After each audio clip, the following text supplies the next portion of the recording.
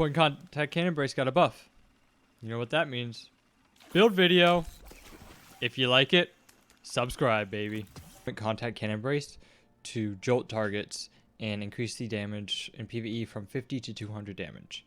On top of this, while amplified, the lightning strikes do even more damage instead of extending their range. With that, I've made a build, and this thing is beast. Pretty much all I can say, right? The main thing you want is your thunderclap back as quick as you can.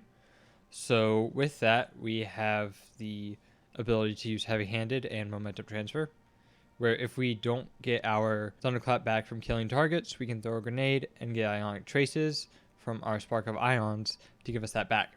We're using recharge just in the event that we do drop low on health, which we can then proc knockout and heal, but we also get that melee and grenade energy pretty quickly.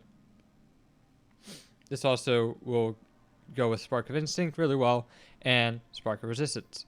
This Spark of Ions is really nice because jolt targets, we're jolting targets with point contact. And if not, we are with our pulse nade, right? Here's that build. Feel free to pause. I had tested around with grenade kickstart and impact induction. Didn't work as well as what I have here. So this is just kind of have some fun. You don't have to hold down the thunderclap. You just have to tap it unless it's like a big ad. Here's the look that I've been going with. Getting a few best dressed, you know, the casual. So here I'm just going to grab kinetic weapons just so it's not changing our ability spam at all. Just to show you the power of this actual build. This is not a GM build, obviously. A GM build would be something else. Something else I have planned for that. Just look for that in the coming week.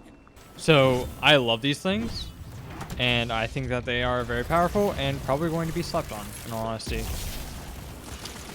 Like, there are some times when you're like, dang, I wish I could have killed that guy, but in the event that that happened, kind of just killing you got back.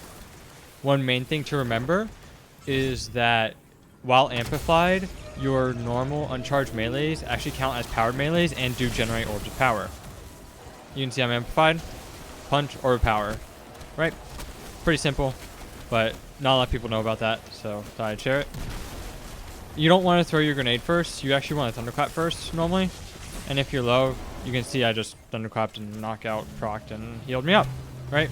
And if not, you do have one recuperation just in case you need that, and yeah. This build's kind of stupid, in my opinion.